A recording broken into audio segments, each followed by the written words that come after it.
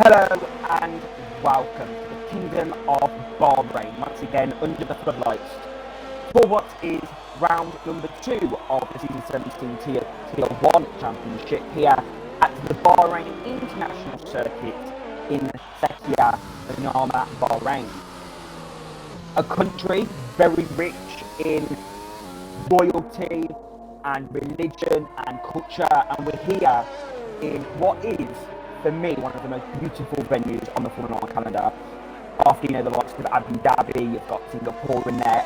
For me personally, it is a track of real royalty in terms of the location of the event.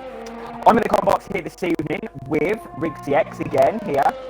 Lovely commentary team here in Bahrain, and he joins me after what was a pretty not boring Australian Grand Prix, but it could have been a lot better, but we are hoping for better things here in Bahrain, just offer more overtaking opportunities. Riggsy, how you doing, and how are you looking forward to tonight's race? Firstly, just want to build on your introduction there and just thank you once again for having me alongside in the booth. Thoroughly looking forward to Bahrain. It's one of my personal favourites as well. I rank this track quite highly. I think there's going to be plenty of real overtaking opportunities. I was sitting kind of looking into the track layout and the structure as well, so they've got 3 DRS zones. I'm very much looking forward to seeing how the drivers combat that and see if we can see some wheel-to-wheel action into the heavy braking zones in 1, 4 and turn 11 as well.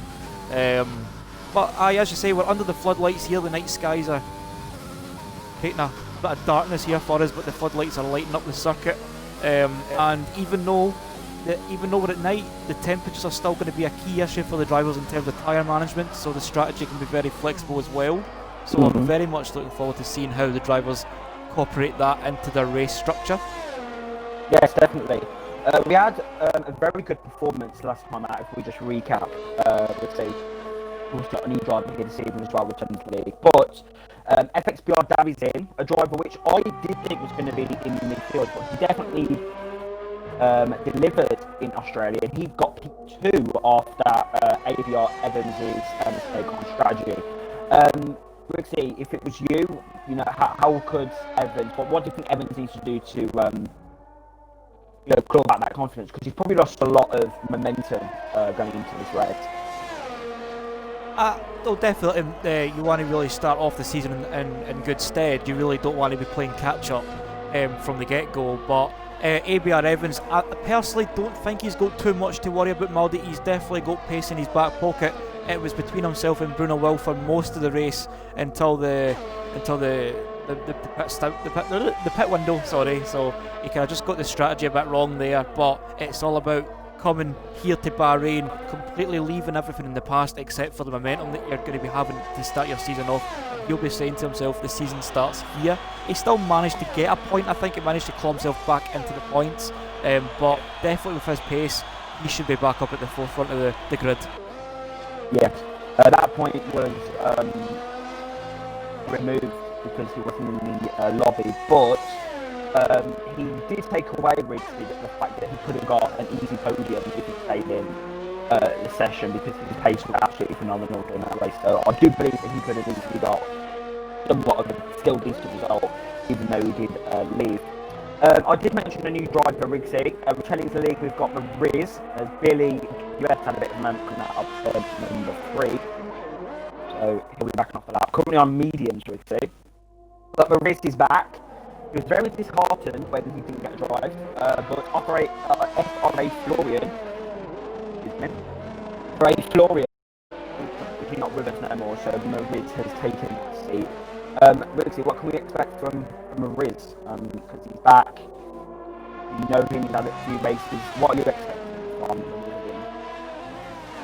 Oh, Mariz himself is a very competitive driver, Maldi. We've commentated over his races before. He was, as you just said, he was a driver here before and a bit disheartened to get back. But I'm actually really glad that we've got a familiar face back on the grid. He definitely is one that can pack a punch once it all kind of falls into place. He was teammates with Churka in the Ferrari last season, and he had a few standout performances last season as well. So I'm very much looking forward to seeing what he can deliver this season going forward for AlphaTauri. Yes, definitely. I think Mariz is such he's not, it's a potential that he can win races. We've not seen that from him previously, so it'd be good to see what he can do here in Bahrain. But another driver, which, he's not had the potential in Australia, but maybe Bahrain, we could turn things around. LS Mercury's in the party with us this evening. Mercury, a decent performance in Australia. You were lacking some pace, but we hear you're lacking pace here in Bahrain. But how's preparation gone ahead of the Bahrain Grand Prix? Well, actually, the pace in the dry in Australia was good. I think it was good enough for possibly P4, but there was lack of wet running, and I didn't have a wet setup, so the wet running was not as good as maybe I'd hoped. But it's a bit better around here. I was quicker than I thought it'd be. It's not really a track that I love, but yeah, the pace is alright. Okay. I hear, Mercury, that in the week you've had some problems with your teammate, DJ Danny. Any comments on that ahead of the race? No comment. Okay. And obviously strategy is going to play a big factor. How important was it do you think, to get the strategy now in practice ahead of the race? Well, obviously it's, F1's dominated by strategy these days. Sorry, Mercury, sorry to interrupt you there. Buckley fell victim to the curbs there of turn 12 and turn 11, turn 12 there, the ultra-spin curb. Sorry, Mercury. So I was just saying the strategy obviously is really important nowadays in Formula 1. The tyre wear is quite high around here, so it is sort of a question for most whether they'll do a one stop from softs or two stock or pop on mediums. But I'm confident with my strategy, the way that we're going about it. So we'll see how it goes. Okay, and who do you think you're going to be racing against this evening? For your main rival? Hopefully the top of the midfield. It's going to be around Fusion, hopefully getting with Bullseye maybe towards the front, and then Gravity, Ham. The usual lot in the midfield, realistically. Okay, well, thank you, Mercury, and we hope to see maybe the team on the podium if things go extra well for you. Thank you. So, Riggsy, Mercury, a driver, he's got the potential to get some good performances, but he's not really shown he's been in the midfield a lot. Well, what have you made of Mercury so far? Because Australia, as he said, Riggsy, obviously Mercury didn't have good wet running, so what did you make of Mercury's Australia performance? It was, definitely he had a good showing in Australia. I was saying there as well that his pace in Australia in the dry was pretty good. The wet he didn't really sound too confident about. But Mercury is a driver of a high calibre as well. Like, all these drivers are extremely competitive. They're very hungry. They're very fierce. They want to win. And Mercury he's got that. He's one of the few drivers that you can kind of keep an eye on, and he'll always kind of pull something out his backside. Because he has always got that bit of pace hidden away. It's just a matter of finding that extra bit of confidence going through some of these turns, trying to grab that extra tenth or two where other drivers are struggling to find it. But no, he is in P4 at the minute with just over 8 minutes left. He is in an extremely strong position if it was to end here right now. But if he can keep himself at maybe in the top 5, maybe top 8, as long as he's inside that top 8, I feel he could be on for a strong result if he can get a good launch and just keep it. So we'll see what he does. He's got a bit of a toe there off really WS in McLaren, so I think gone for a decent lap here. He was up there in the second sector. One corner I do want to point out, Riggs, that he did point out on the track preview is turn 10, very hard on brakes. Which can be really important for these drivers to nail the braking. It is actually quite difficult, as most of their points. But Rixie, turn 10, would you agree that maybe it is the most difficult corner on the calendar in terms of the braking, the downhill, the off-camber? What's your thoughts on turn 10? Turn 10 in Bahrain's an extremely difficult part of the circuit. It's all about just being able to fiddle the brake pedal and just kind of like try and trail brake a little bit in there and try and slow the car down that little bit quicker. You don't want to leave your braking too late because it's just so easy to see your car skidding off through run wide at turn 10 and you're in, well, you're not really going to be on the wall, but you're going to be on that kind of sandstone type kind of astroturf kind of thing here in Bahrain. You don't really want to be there because that's where the dust lies, and that's going to dirty your tyres as well, so it is crucial to get it right. Hardest turn in the full calendar, in the top of my mind, it's up there. Is it the top one? No, 100%. I would need to see other circuits first. Obviously there's got to be turns like, in my mind, obviously there's the Lowe's hairpin in Monaco. That's arguably very challenging, very difficult for the drivers because it's the slowest turn. Turn 10 in Bahrain's up there as well because it's just so easy to get it wrong and it's really hard to remain to keep a consistent pace through there. It's all about managing your temperatures as well. Like if you're going to have your brakes overheating getting in there, you're not going to get the full effect. The tyres as well, like it's going to be really damaging for the front right and through turn 9 and 10, the quick double left, the slow double left. So really just a matter of management, but it is definitely up there as a real challenge to the drivers on this circuit. Yes, definitely. I just know a lot of people have said that I know that turn 10, that some people say that turn 10 is the most difficult corner on the calendar, but I mean, people have their own preferences of corners, but it's about the whole circuit, so you can lose time at one corner and gain so much more on the next, so it's just about hooking the laps together. So we've got 5.5 minutes remaining, and ADR Evans, currently in the pit lane now, is on a 124.797. He'll be hoping to kick off his. It's the same top three at the moment, obviously, as we've seen in Australia. Evans, Bullseye, Bruno Wilson, different order, yeah. Where's that? 1-2 currently for the Scuderia. Quite unrealistic, but the drivers then come into the pit lane to get the softs on. And Gravity there, racing on a lap.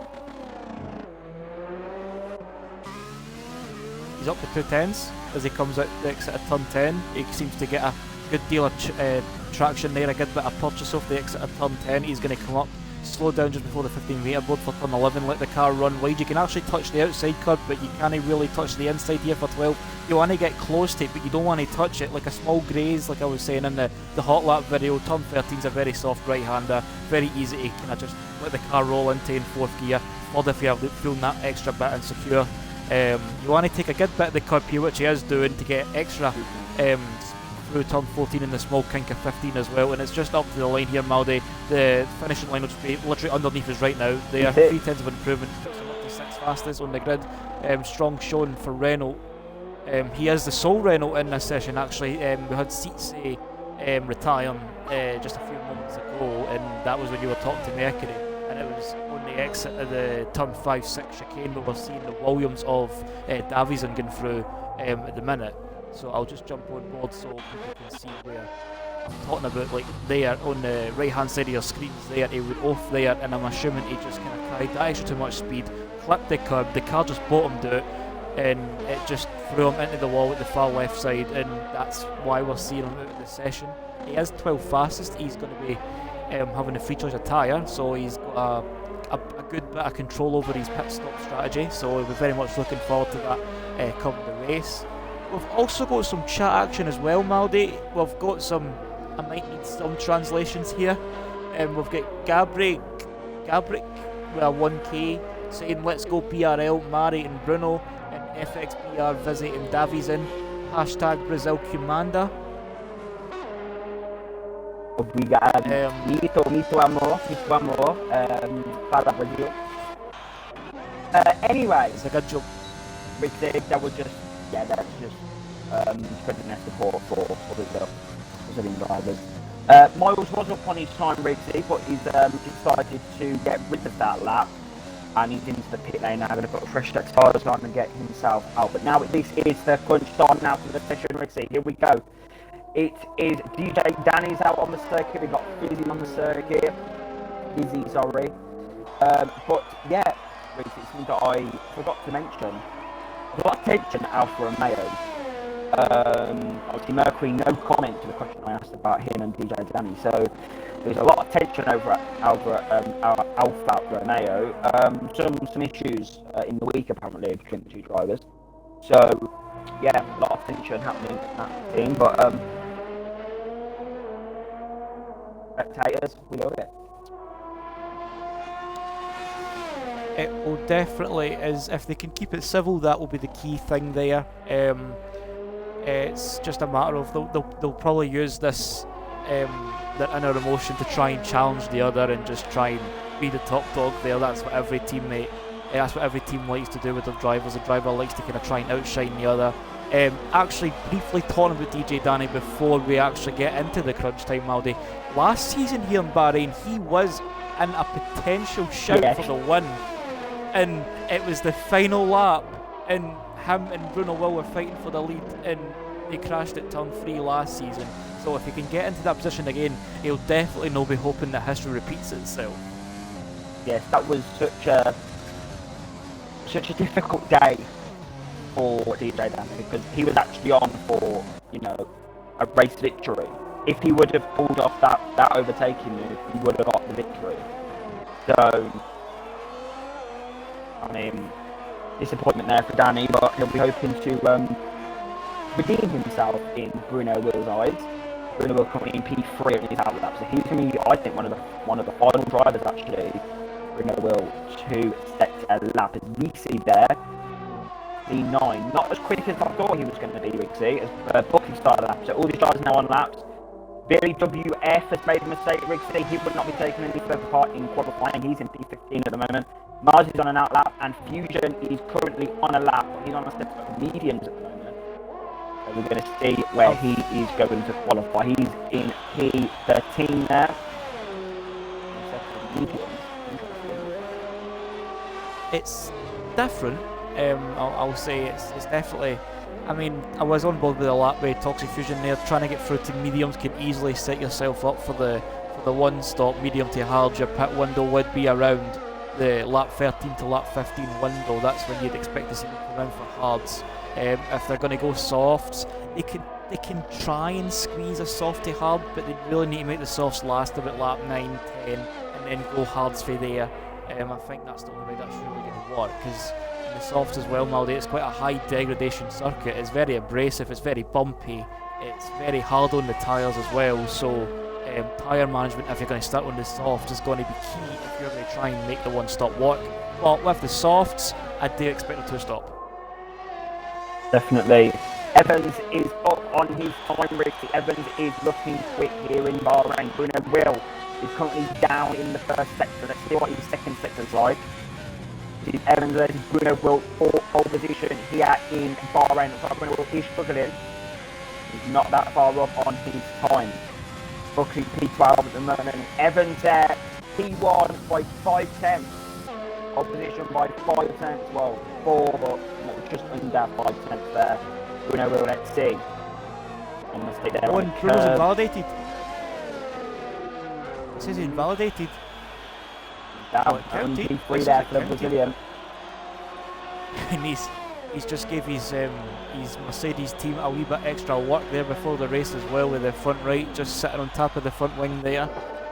So that's not going to be ideal, but it's a Ferrari front row and it's a Mercedes 3.5, so a wee constructors battle at the front seems to be brewing. Davison strong showing there for Williams in P4. Mercury was kind of hyping himself a wee bit for Bahrain. Look out for Mercury, really. I'm happy with that, you know. He should be very happy with that result. So sorry to cut you off, but Mercury, if he sees round a track where last season he was far down, his pace was not up to standard compared to the front runners. So yeah, do look out for Mercury. Definitely. Just quick chat action again, Maldi. We've got TX3 Enzo TV saying, hi guys, good race. I'm hoping for a good race. 29 laps of the Bahrain circuit away, and I'm hoping that each and every lap's going to be full of excitement. We've got Tavares saying, go Brazil. And we've got Enzo saying once again, no French driver this year. Yeah, we've got a lack of French representation here, Maldi, but I mean, the league's really diverse and representative of other countries, mainly the UK and Brazil seems to be the dominant flags that I'm seeing. Mainly UK and Brazil. Well, I mean, we love Brazil. Soft spot in our hearts from People Brazil. more proud of Brazil. But it's B.R. That Evans means that as takes much love for Brazil or like to Brazil. If you didn't understand that. No worries. You'll be teaching me Brazil one day. Is a Ferrari front row. Bruno Will, Davison, Hamjam, Mercury, Gravity, Miles, DJ Danny and Jamham rounding out the top 10. They'll all be obligated to start on the softs. And we saw there that Liberal and VZ, Buckley and Mares was 11th to 14th, and they're going to have the free choice of tyre as well. So it was a lot closer, Riggsy, in Australia, so I'm a little bit concerned really. It is still close, but it's not as close as it was last time out, so there might be some sort of, well, there's a much bigger gap, so strategy is going to be very, very important here in Bahrain.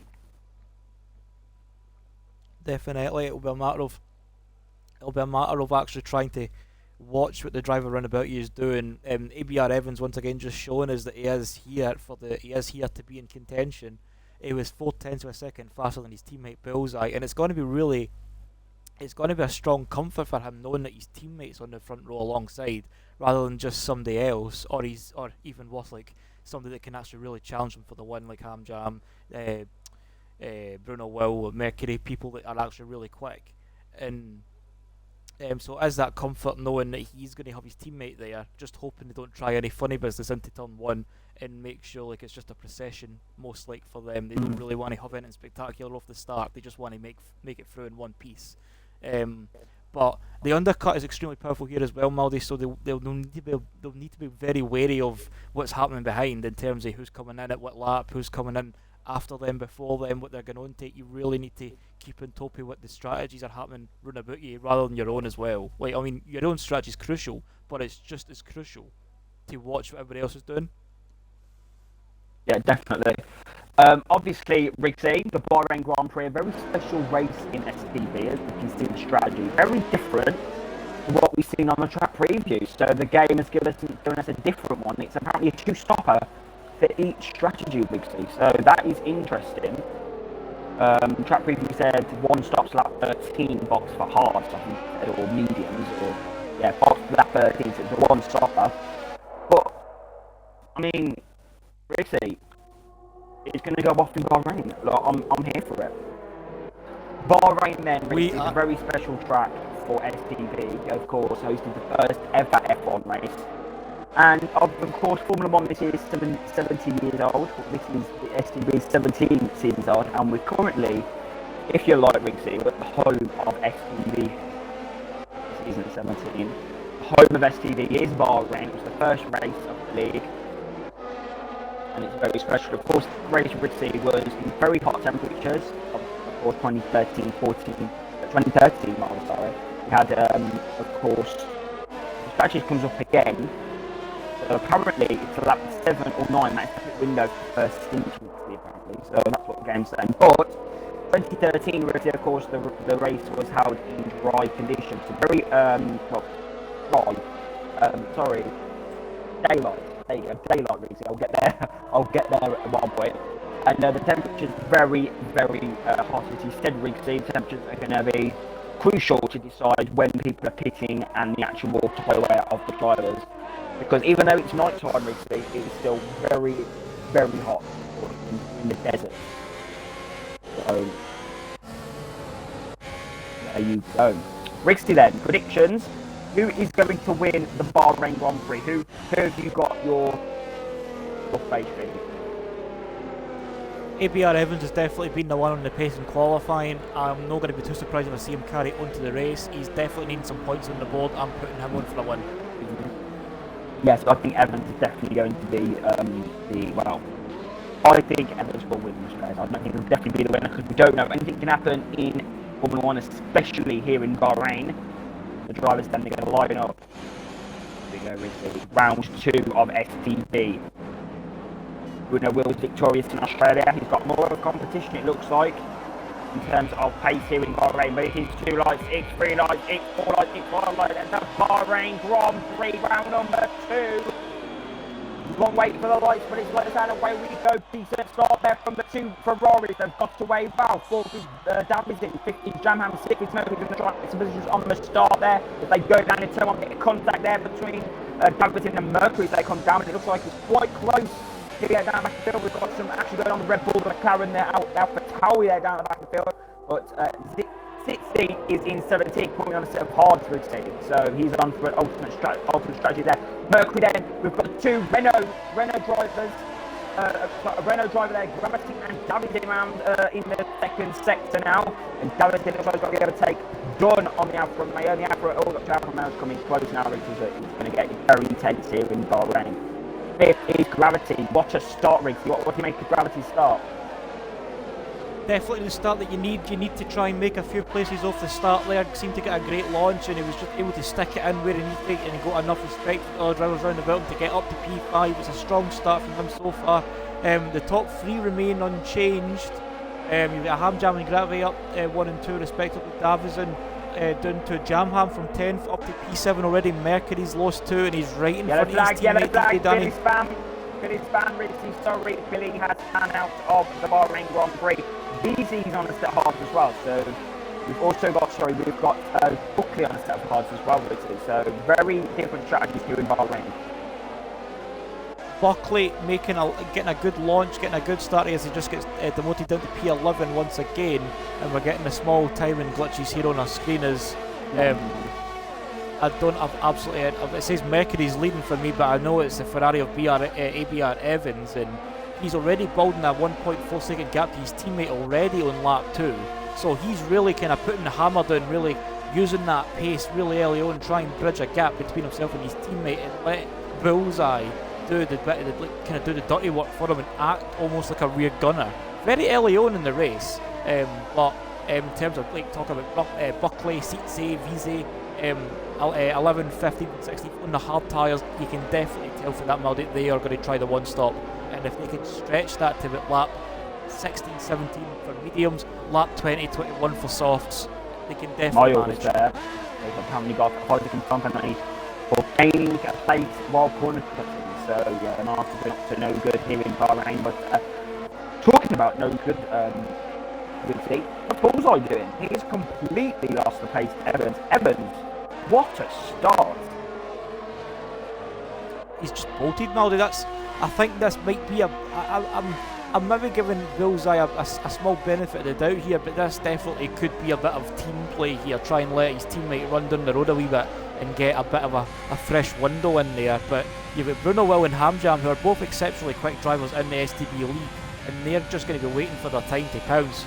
And I don't know why I've just jumped from P2 to P7 all of a sudden. They'll just be flicking the sticks. Well, a small camera issue there, but I've got it fixed now. So Danny there. Danny's gone for a late drive there on Jamham. He's got the overtake done on the horse. So, excuse me, he's in P8 now, would say. So that's a good move. Just unfortunately caught the tail end of it there, but as long as DJ Danny's getting by the place, no damage sustained, he's definitely going to be trying to look up further up the field and try and go after his teammate. He has a strong showing here. Every time I've been watching the Bahrain races here in the STB, he always has a strong showing. It was unfortunate last season. He's going to try and probably try and redeem himself for that and try and come home with a strong result.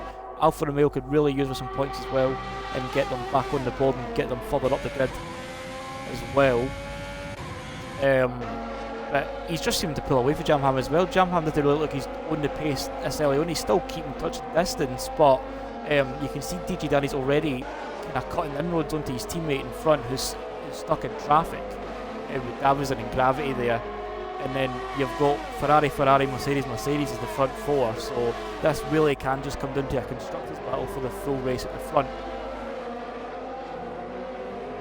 So then here are Bruno Will DRS overtaking mode for the Mercedes. Here we go, it's in the slipstream. Then Bulldog's going to go defensive to the Gulf wall there, and Bullseye is going to have to brake late.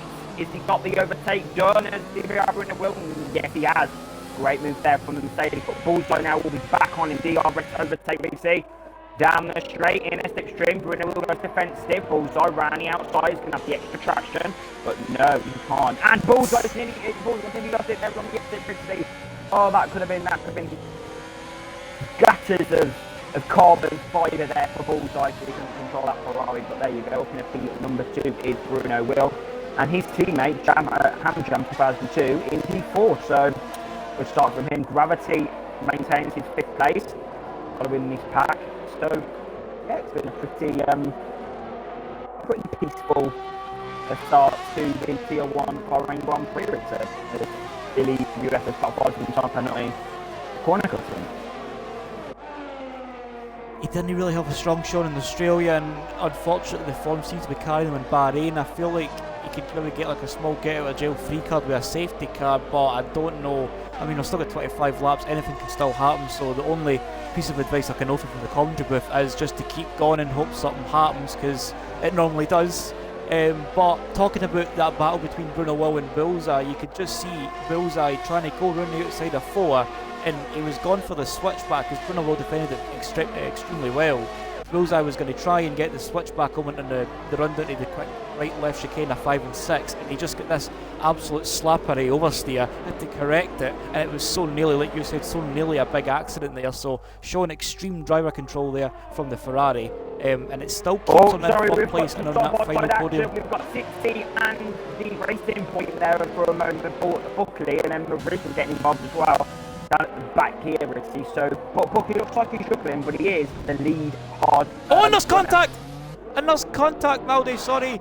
Toxic Fusion just went for a late braking move into turn 4, and he's just tapped Tsetse on the right rear there, and both of them went into a pirouette there, both of them in acrimonious spinning there, as we like to say, but fortunately for the Red Bull, hasn't sustained any damage, but he has ruined both himself and the Renault driver's race, as they find themselves in 15th and 16th there, and they're just a few seconds up the road for Billy WF, who hasn't really had the best start to this race either. Maldi, just sorry to cut across you there, but I was on board with Liberal and just saw this Red Bull just steaming up the inside, and both of them just get sent into a spin. So Toxic Fusion kind of maybe showing signs of impatience with a move like that.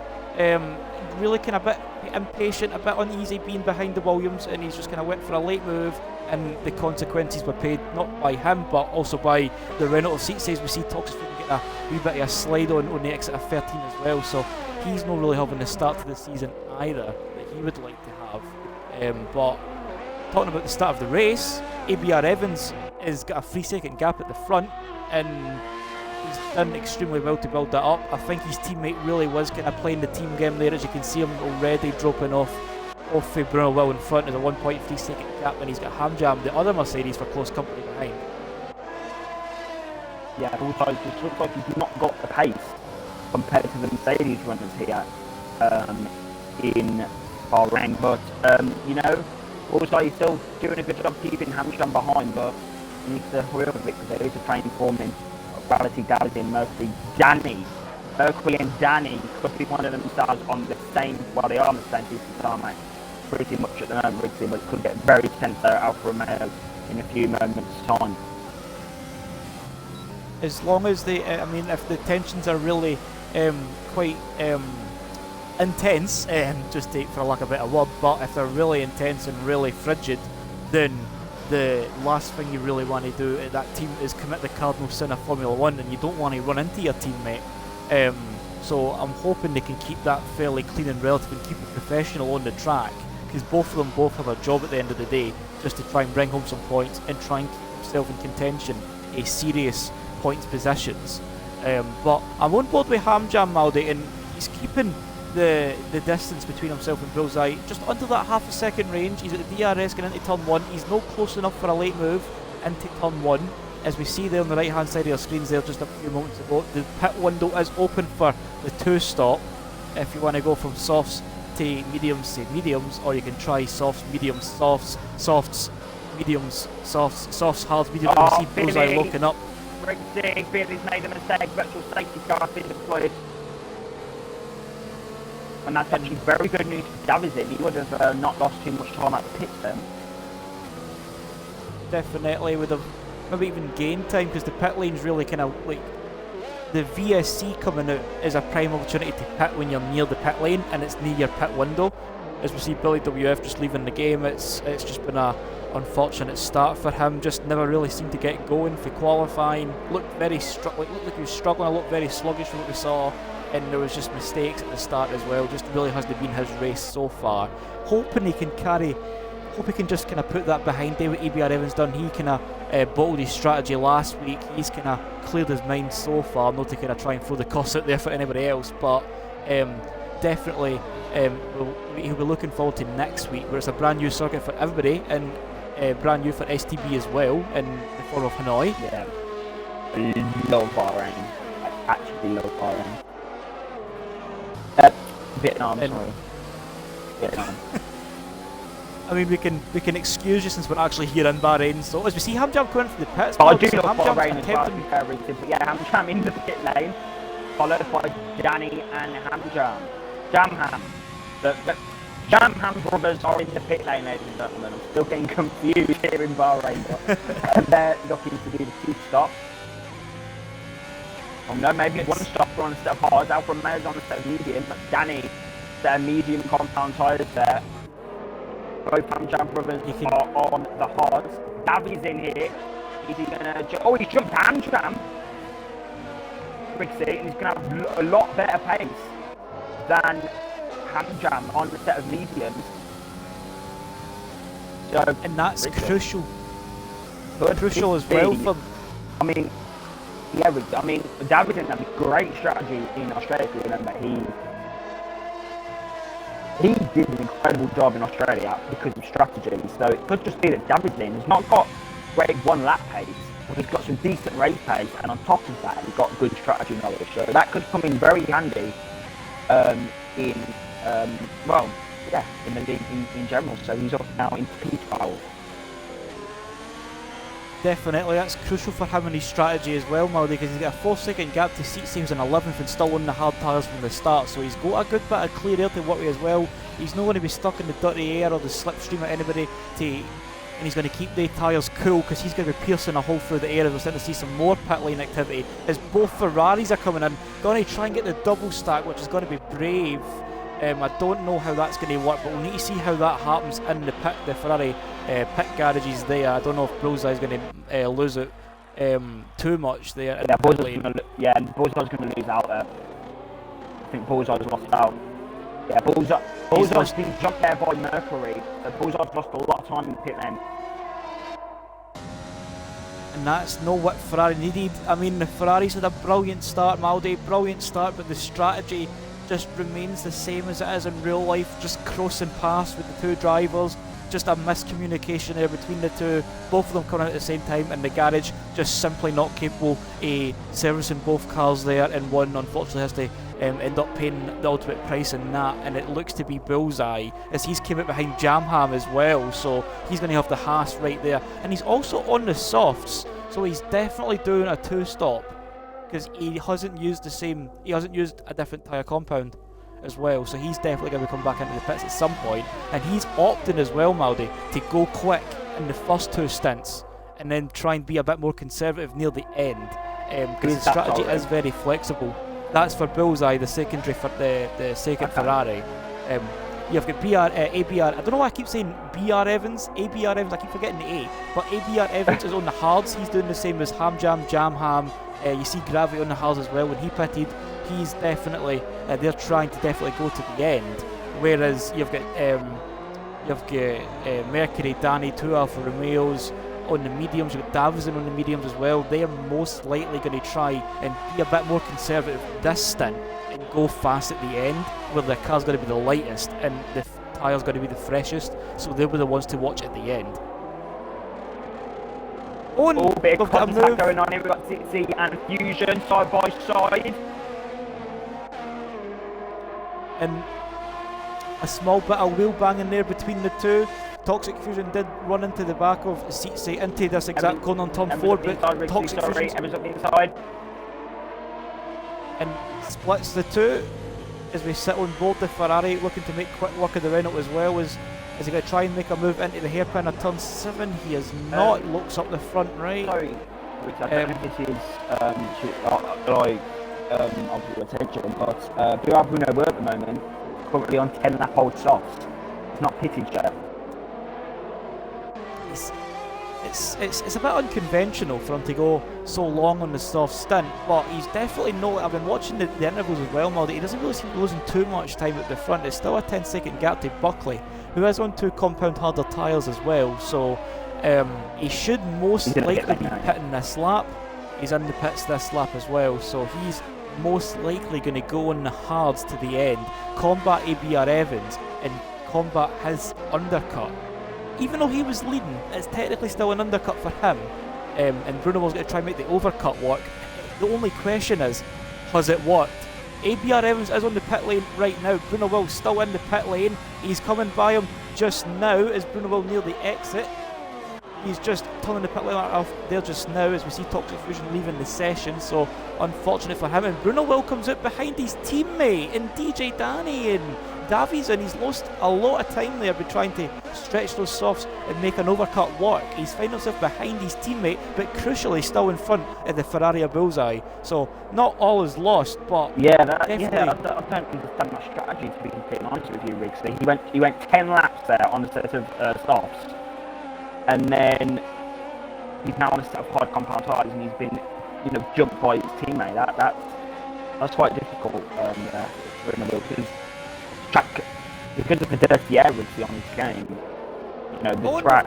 Sorry, Maldy, we've got Bullseye trying to get past Bruno Will. I thought he was going to try a move on the outside of the turn 9-10 declining left handles there, but Bruno Will did give him a wee squeeze on the outside, and he's having to sit behind once again through the left and right of 11 and 12. So Bullseye on the soft tyres definitely needing to get some work in. He's definitely coming back into the pits again, so he'll need to be getting a move on and getting his way cutting through the field. But I'm kind of on the same boat as you as well, Maldy. Like, I don't know if he's maybe doing it for a slight advantage near the end in comparison to the other hard runners. Is it a bit of insecurity with tyre wear and tyre management? I don't really know. The only person that can really answer that is Bruno Will himself, but it is a rather unusual strategy, and I'm on the same boat as Bruno Will does get the slipstream on his teammate, and Hamjam's got the slipstream on Danny, and Hamjam's going to He's going to get the move done. He's going to force Hamjam a bit wide there, and Bulldog's going to try and take the advantage. Around the outside, here we go. Utilises the curve there on the entrance of turn number 3. There you go. Up the inside, being moved there. Sets off compound tyres. Utilise the curve there, receives a good measure. He's up in the P9 there in his Ferrari. Great move there from the Scot. The eagle-eyed viewers on the broadcast camera there would have saw Bullseye's left hand just waving to the Mercedes there. Whether it's a friendly wave or a bit of a rude gesture there, we don't know, but it definitely seems to be a wee bit of wheel banging there on the exit of turn 3. We see yellow flags out in for the hairpin of turn 7 for the Alpha Tauri and Mariz. I think there's a mistake there somewhere, but battle between the Ferrari and the Mercedes.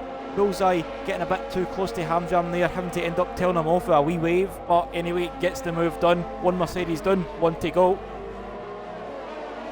Buckley leads then, the Bahrain Grand Prix, followed by Liberate, followed by UC. Evans then is in a net P1. But look at Davison. Davison doing an exceptional job on the hards. He's sitting just tucking in behind the slipstream of the Ferrari for P4. Just tyre management, tyre conservation will be key here, as Bruno Will's going to try and go around the outside of DJ Danny as he does go defensive into the hairpin. DJ Danny's going to have the inside. Car number 22 against car 19.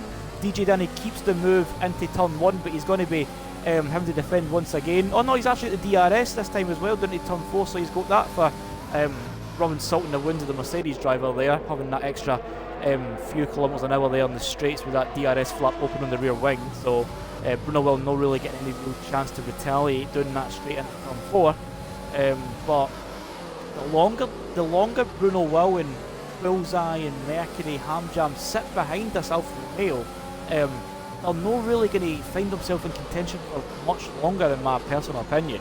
Because you've got ABR Evans, who, if you're looking at the intervals and working it out, is about 4 seconds up the road. And you've got Davison, who came in a bit earlier, but onto the mediums. He most likely is pitting again and probably going to go fast at the end. That's the same strategy as Danny, the other Alfa Romeo, and Mercury as well. They're going to plan to stop again. So ABR Evans definitely has a good bit of breathing room here, and that's purely because DJ Danny is helping him out there. Ferrari engine helping Ferrari out, so I don't know if there's a slight engine supplier team play there. DJ Danny really doing a stellar job at keeping Bruno Will and Bullseye, Mercury, Hamjam all behind him at the minute. Bullseye then dives into the pit lane, and it looks like he's going to go on then for his final stint. Well, it's looking pretty quick racing, but I don't think his strategy has really worked for him, to be completely honest. Definitely no there, and Bruno Will's got up the inside of DJ Danny this time up, isn't he? Oh, that was some intersexuality right there, Ricky. That was some intersexuality right there. We got the strap Ramirez now going to be battling. That was deja vu right there, Ricky. That was deja vu right there. Vera, Bruno Will, and Danny there. The same point that they collided on, went side by side. That was definitely a bit too close for comfort there. You could just see it. It almost looked like the Alfa Romeo's front wing was about to get trampled on there by the rear wheels of the Mercedes there through turn 2. It looked so close to another disaster clash for the pair of them there. We've seen it for them last season. I wasn't really hoping or praying that it was going to repeat itself there. We want to see all the drivers finishing, but it was so nearly a scary incident there between the two once again. But sorry, Rig Steve, but we've got a bit of a battle going on here for P2. VC Libero, Evans and Davies are trying to take advantage now of having the fresher tyres. And ABR Evans makes the move. He's up into P3 as well. And he's going to have VC right there. It's definitely a track that promotes and encourages the overtaking. It's definitely got 4 big massive straights, so plenty of overtaking here. And we're going to see even another one here on board the Ferrari. ABR Evans up the inside of the Haas, does remove himself back onto the racing line there, takes the main racing line through turn 1 and 2, makes the move stick up into P2, and he's at clear air. Buckley is leading, back out the session, and that's going to be disastrous there for him as well. So he's going to have the 2 Alphas there. He's going to have his teammate just behind as well. So it's a Mercedes, Alpha, Mercedes, and Gravity, is just kind of dropped off. But he's got the other brother of Jamham for company, and this is for the final point. And both of them are on to the end, so it's the same strategy as well. As we'll sit on board here, and we're actually seeing some movement. Oh, it's for the 2 Alphas going by Bruno Will, and his teammates going past as well. So it's been disastrous for the Brazilian here in Bahrain. I'm not entirely sure what the rule is. Do we get them back in? Oh, he's back. Yeah, right, cool. Bruno Will's back in, but he's going to he's lost lots of time now. Oh, and he's away again. It says on my screen, he says he's away again, so don't know what's happening there. Just small connection issues, it seems. But we'll try and get them all back in and resume their places. We'll sit on board with the Alpha LRS Mercury as he sits behind his teammate. Is he back in now? It's no sight to me yet, Maldena. It's no sight he's back. And we're going to have LRS Mercury and the DRS, and we're going to use the ERS to try and overtake his teammate here. DJ Danny hasn't went defensive just yet. Is LRS Mercury getting up the inside? He is not. He could have probably made a late move work there, but he's choosing to be a bit safe and just be a bit tentative when he's overtaking. Doesn't really want to take his teammate out. You don't want to be committing that sin of taking your teammate out and being responsible for ruining the team's race. But the intervals have went away for us again, so apologies for that. Just please bear with us. ASAP in the chat says ABR Evans to 1, he'll catch Buckley 100%. Well, Buckley still has to pit, so whether ABR Evans will need to... we've got ASAP AC19 in the chat and on the Twitch stream saying ABR Evans to 1, he'll catch Buckley 100%. Whether he catches Buckley or not, he's going to inherit the lead once Buckley pits. He still needs to come in for a soft or medium compound tyre change. So the racing point is only leading while everybody else has made a pit stop round about him. So Buckley and VZ are the only drivers still yet to pit in this race. Davidson currently still keeping that gap to Evans. I think Davidson could be on for another podium here in Bahrain. That's what I personally think. He's definitely had a really strong showing. He did the undercut last time out in Australia. He timed the wet weather perfectly as well, and he was managing to go up the field. And Oh, speaking of Beatty's up in the the field, pit. Beatty's in the Mercury's pit. Got some action going on between the two alphas. Mercury and Danny there down in turn one. Mercury gets the overtake done. Pin number 4. There you go, Switch but he still needs to pit. ASAP says, he says, sorry, well then, Evanston won by a landslide. Definitely in the driver's seat, no pun intended, at the moment, but definitely piloting that Ferrari to the potential win. We've still got 12 laps of this race remaining, 13 if you're counting this one as well. Hope that you have enjoyed as we shout out the 15 viewers that we've currently got at the moment. So I'm hoping that each and every one of you are enjoying yourselves with this race. I know I am, and I'm assuming Maldi can say the same. Yeah. It's definitely been a race of just pure wheel-to-wheel combat, wheel-to-wheel racing. It's definitely that kind of raw, old-school driving we like to see with the new technologies as well. So it's very much mixing the best of both worlds here, and we're seeing exceptional racing, not only at the front, but just anywhere in the field really. We've got battles up and down the field.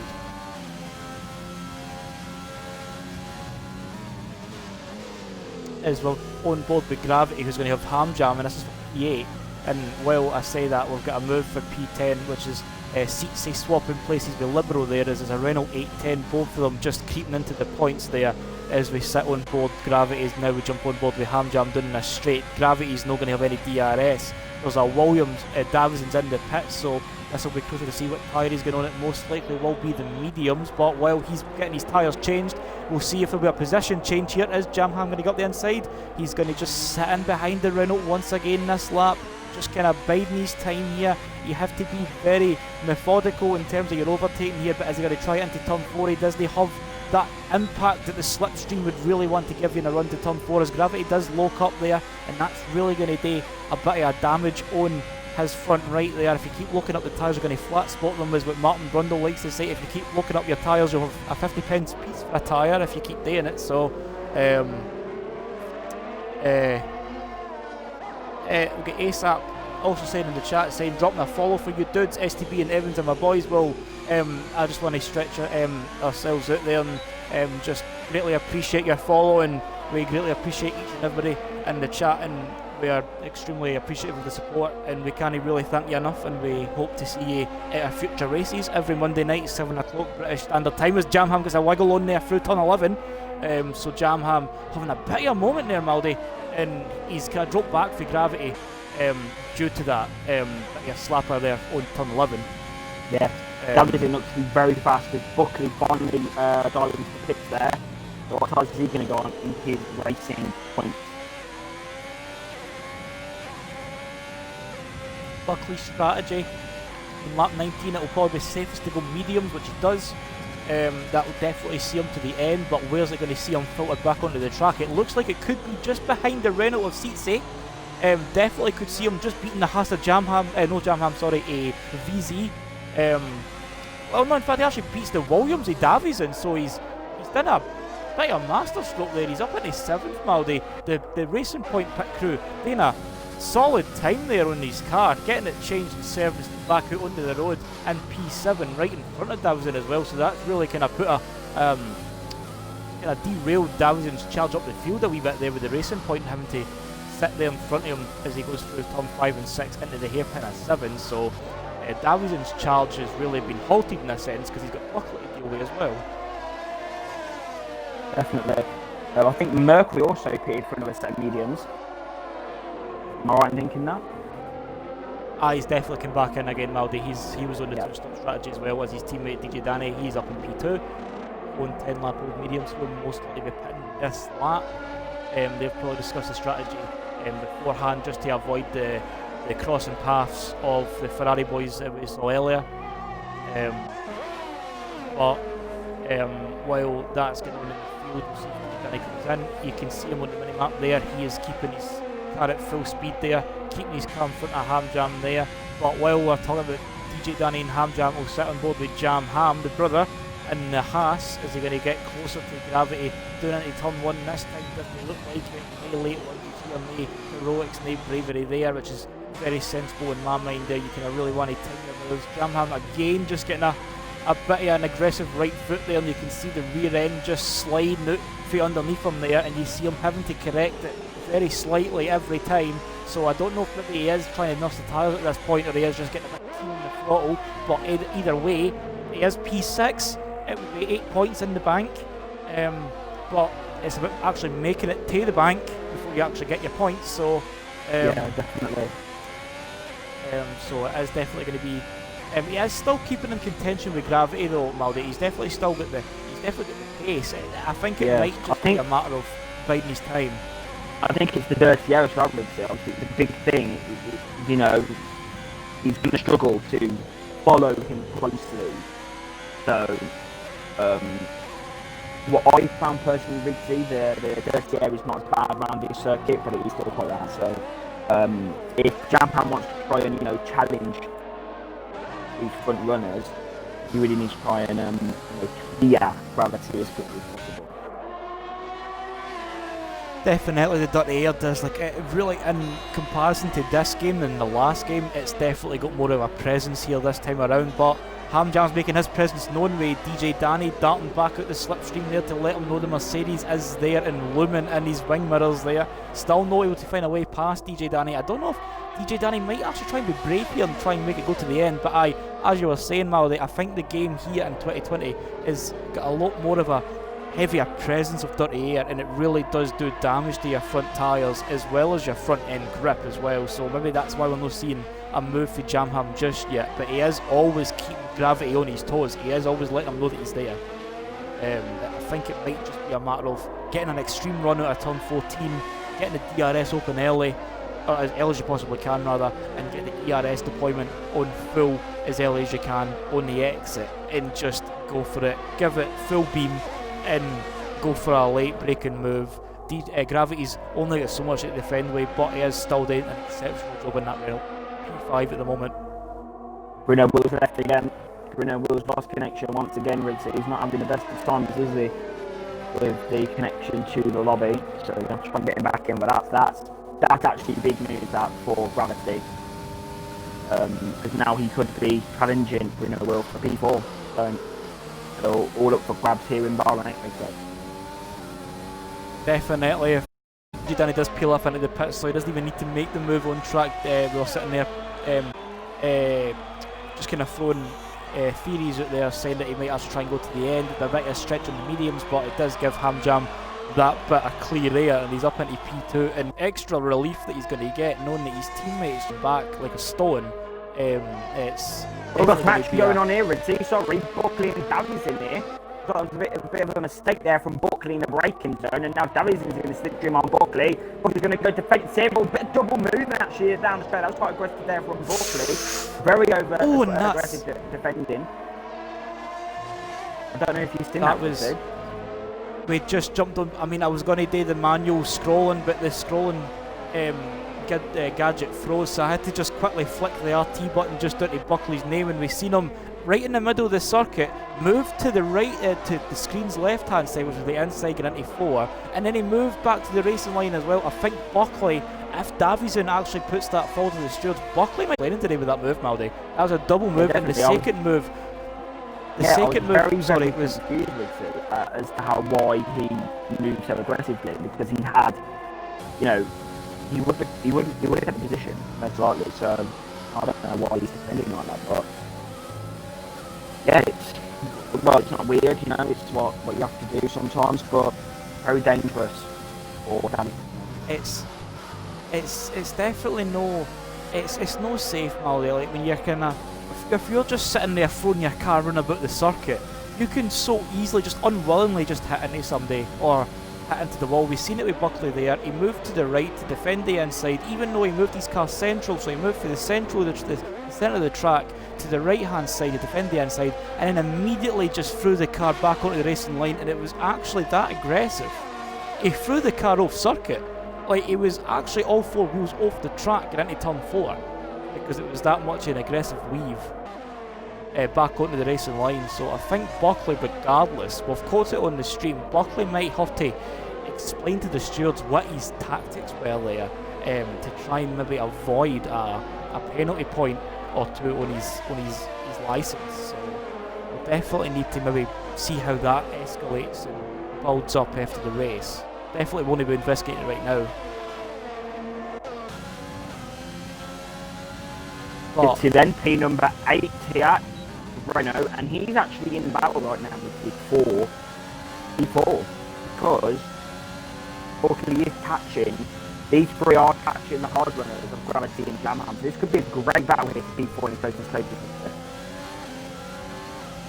definitely could see it happening. The medium tyres are just going to be working so much better. You've got DJ Danny actually on the soft, so I don't know if he's made another pit stop as well and just came out by his teammate there. I don't know if we just missed that on the radar, but as you were saying, Maldy, medium tyres just etching into Jam Ham's gap between himself and Buckley, and this could just be a big train for fourth at the end of the day. Gravity's still doing a really good job at defending for Jam Ham, but how much longer can he really defend for the Haas driver as he's just basically pushing him through turn 1 and 2 there. DRS is opening the run into turn 4, and Jam Ham doing an exceptional job, but it has to be said, in terms of ERS management, and so is Gravity actually. Both of them are literally on the exact same at ERS, so around about the 55%, 60% range. So both of them managing ERS well, managing the fuel well, managing the tyres well. Jam Ham's just got that consequence of having the dirty air in front of him, so he's not going to have that full grip that he would like to have. And also if it was Gravity chasing Jam Ham, the roles would be reversed. It's just the fact that the dirty air, as you were saying just a few moments ago, it is really prominent, and the drivers definitely feel it this game. Yes, Ricky, it's I would have thought that Jam Ham has the pace over Gravity, I would say, to get past him, but he's just not been able to show that. So maybe I was right about the dirty air, I'm not too sure, but looks like he's struggling to overtake the Renault, and that's not good at all. And I'm honestly quite surprised as well that with the ERS as high as 63 as it is at the moment on the straight, I'm watching his ERS output just now, he literally turns it off before he starts the next lap, so he's just quite comfortable sitting in the slipstream at the minute, Maldy. He's not really like saying to himself like, I need to go for this, I need to make it stick.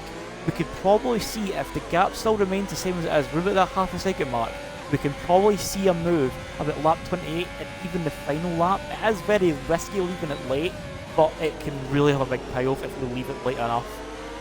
But there is also the fact that if he's been wary of his delta times as well, you've got Buckley right behind him now, it's 3/10 of a second, and that train is right there, so this battle for P4 is really just kind of kicked it into 11th gear. Definitely, Buckley then in hot pursuit of the Haas driver, so he's going to sit closely behind the Haas. He's done his stupid moves, the RS overtake mode, using it very differently to how Jam Ham has done it early in the race. And looks like he's and he's got a bit, looked a bit brave to go for 11. It would have worked anyway, Buckley, to be fair. I don't think that would have worked because he was on the inside, but still that Jam Ham had the better line there, so yeah, he's banned. He's too optimistic about making that move stick there, we see. And yeah, he's out of the Bahrain Grand Prix and potentially could not be scoring any points here in Bahrain, so he's just threw it away there. It was a matter of just, if he was maybe a bit more circumspect and he's overtaken and maybe try it into the final turn rather than turn 11, he definitely did get a bit of purchase. But talking about purchases, DJ Danny purchasing a place in P9 over his teammate getting into turn 1, soft tyres beats the mediums. Alfa Romeo switched places and it's Danny going to have the clean air to run after. Crashed out of the race. Where's he crashed? Oh, he's in the pit lane. He's in the pit lane. All the yellow flags out in the pit straight. Okay. It seems to be the pit straight, just a retirement in the pit lane there for the Red Bull driver. Yeah. I definitely feel like, Buckley will argue that it was his line getting into 11, but it definitely looked like it could have been. He was alongside enough. Was Jam Ham maybe right to kind of still take the line that he did? It's a really weird line to take through turn 11. Like, you really need to carry the speed and you really need to clip the apex. If you leave enough space, you're going to go wide.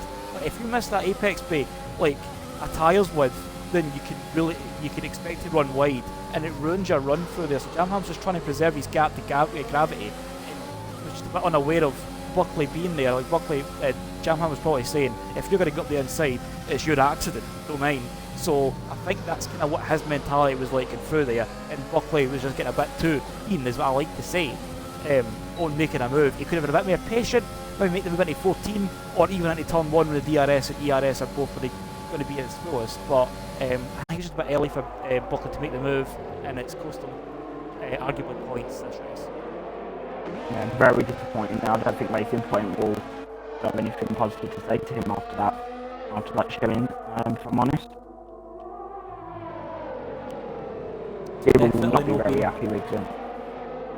Definitely. I mean, these things happen. Like, drivers are full of adrenaline, they're full of energy to try and make as much up as they possibly can, try and gain as much as they can as well. So I think if we just get a bit too keen and a bit too energetic in terms of actually trying to make the move, and it's just a bad payoff there for him. But we'll just be looking into Vietnam in a week's time, which is on this channel once again, Mondays, 7 o'clock British Standard Time. Vietnam, you'll join myself and Maldi for the commentary for that as we see the Renault. Sorry, to the inside of Janham. That's a good move there. That is a good move. That was a very forceful move there. Cyril will be happy. Now, I don't know why, I said Cyril in terms of Buckley. I don't know what I was doing. But, I mean, Cyril will be happy because both of them are in P45. So I think Cyril will be very happy this evening. Exactly. Zero will be more than pleased to see his rivals in the high end of the points. But honestly, I was just sitting there discussing the race there, Maldi, and the next thing I knew, I just seen the Renault seats just flying up the inside. The inside, big mobile move there, sorry, Riggsy, that is in. Tried to commit there down to the inside, but he couldn't do it, and Jamham keeps the position in P number 6. Oh, it's all kicking off in the closing stages now, look at this. Here we go then, Danny's going to pull to the inside of the seat there, it looks like. And he's got P8, so Danny's on the run as well now, Riggsy. Oh, hey up, Danny, here we go. Danny could make a few places here. Danny gets because he is on the he's on a set of softs. And it'll be DJ Danny will be the one that'll be looking forward to trying to cut through this pack as well, but seat 8 just didn't up into turn 11, but Buckley couldn't do. Buckley was, I see honestly, seeing my professional opinion, Maldi, Buckley's looked more like balanced and fair, and it hadn't got the payoff that Buckley would have wanted, but Seatsy's looked a lot more forceful and it worked. So I don't know how that really weighs itself, but Seatsy definitely got the elbows out and it worked, whereas Buckley was a bit more fair and like respecting the racing rules, and it just didn't pay off. But DJ Danny got up the inside of Davies into the final turn as ABRM. Sorry, Danny's up the inside of Davies in. Oh, bit of contact there on his side. Oh, that's not going to do good for the Alpha team. And DRS then for Davies, but Davies got DRS on Jamham. This is all kicking off here in Bahrain. We've got Zitzi now on the inside of Gravity. Up the inside, Gravity's going to lock up. Oh, side by side, this is deja vu from last season. Bruno, Will and Danny, but there you go, Zitzi. What overtaking move there from STB Zitzi here in Bahrain. That's a good move, but Davies could try to come back at him, but no, couldn't do it. Is Davies in here? He's going to have a better run now for out of turn 4 now. Jamham on one hard compound tyre grip. I think this is where the medians are going to come into their own here, and this could be it. This could be it now for Jamham. Sorry, Maldi, just to cut across you there a wee bit there, but you seen Davison going through turn 6, ran too wide, and he was getting the on the curbs, so he couldn't really turn the steering wheel enough to get him back on the main racing line there, and he lost himself a couple of fractions of a tenth there, but he is still behind Jamham really closely as well. And he's the inside, and you've got Danny. Danny contact there, of course he's damaging wide there. That's a bit of an aggressive move there from the Alfa Romeo, but got the job done. And while Danny gets the job done for P7, it's ABR Evans that gets the job done for P1 as he does take the checkered flag. Bruno Will is going to come across the line for P2. Strong showing for him despite the disconnections, and it's Hamjam that ends up taking it on the track. With penalties there as well. Seatsy's crossing the line for 4th. 5th is Gravity. Jamham keeps his 6th place there. Danny does get up to 7th at the end there. Davison has to lose out there himself with P8. Vize just 0.2 of a second shy for the Alfa Romeo there, and it's Buckley that just creeps back into the points there at the end there on P10 after his spin. So you see apparently gets driver of the day. To be honest, Trixie, I think that Evans deserves driver of the day personally, but and he's moonwalking on the podium. Moonwalking onto the podium there. He's definitely earned that winner's trophy. So if there's anybody still in the chat, feel free to let us know what your driver of the day is. Maldi's put his vote for the Ferrari driver, ABR Evans. Got qualified pole, led nearly every lap, start to finish, and he ended up with the win. I could probably agree with that as well, Maldi. I'd probably give it to him. Strong showing for him after a somewhat disappointing weekend in Australia in the land down under, but he was the kind of does it here. He obviously did. I'm gonna interview him instead of putting him well because of the language barrier. But Rixie did get 4th place from 16th on the grid. That is a great performance there from the Dutchman. But your original results for Bahrain Grand Prix after dominant display. ABR Evans takes the victory here in Bahrain. Second is Hamjam 2002. Third is Bill Bruno. Will. 4th is STB 60. 5th is Gravity. 6th is Jampam. 7th is Danny after his quite, a different strategy there, Rixie. On going on set of softs at the end. Definitely worked out to get some good points. 8th is Davizin. 9th is VC. 10th is Buckley. Still got a point there after his mistake in turn 11.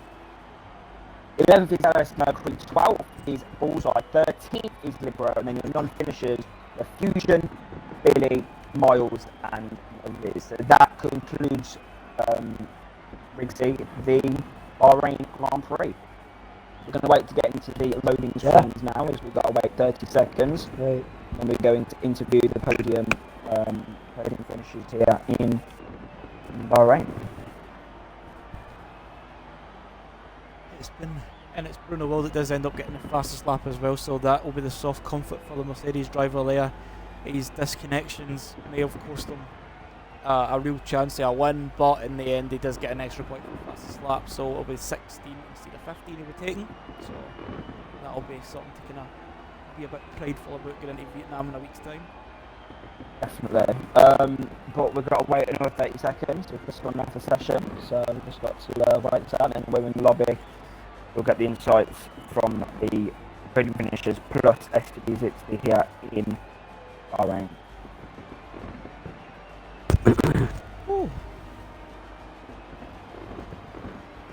So, I'm going to interview, or we're going to ask Zitzi a question first. Zitzi, are you there?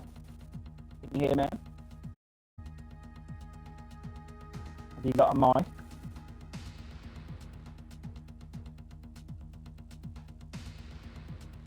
Okay. Hamjam 2002, while we wait for Zitzi.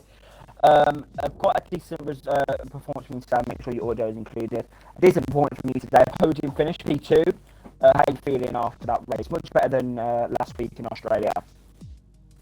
Yeah, I'm pleased because it's probably my worst track in terms of pace on the game. So, yeah, I'll take that. I was slightly surprised to be so high up in quali, but I knew I had decent race pace.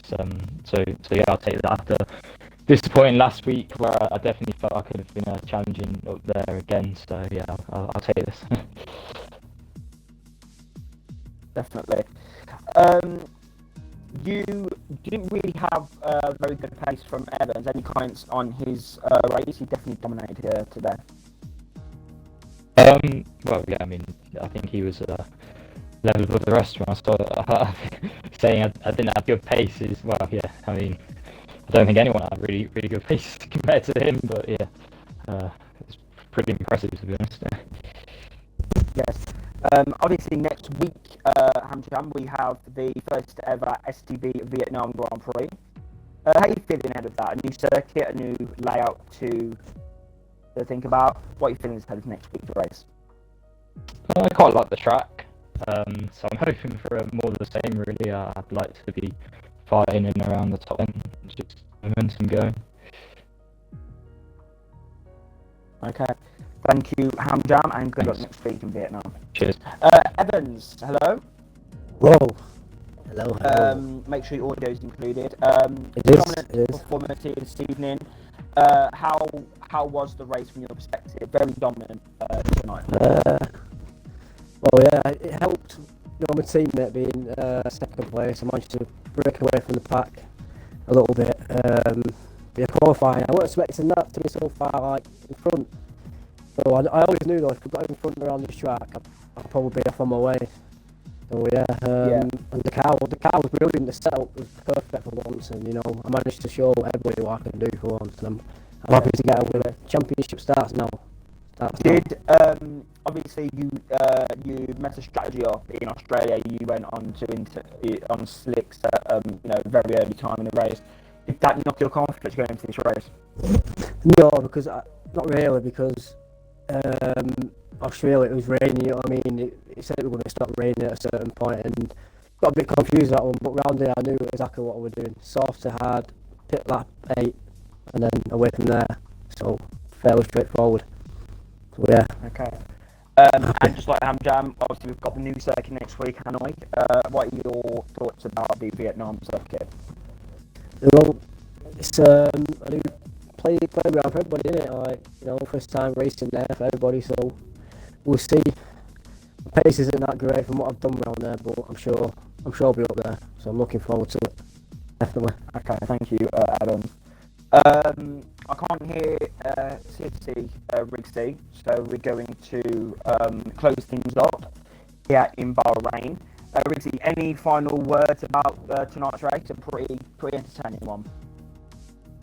Definitely. Oh, sorry, Rigsy. Rigsy, hello. Hello, are you there? Can you hear us? Okay, make sure your audio is included. To ask you one quick question. The game gave you driver. You had a great race, 16th to 4th. How are you feeling after tonight's race? A very good performance from you.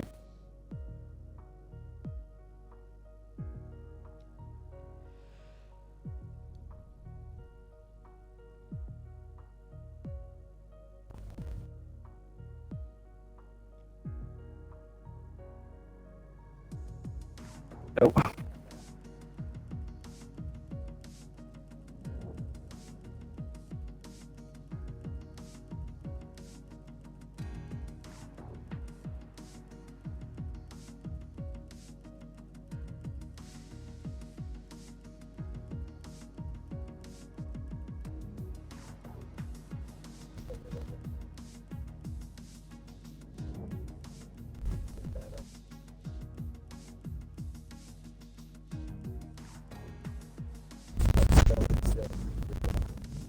Okay, thank you.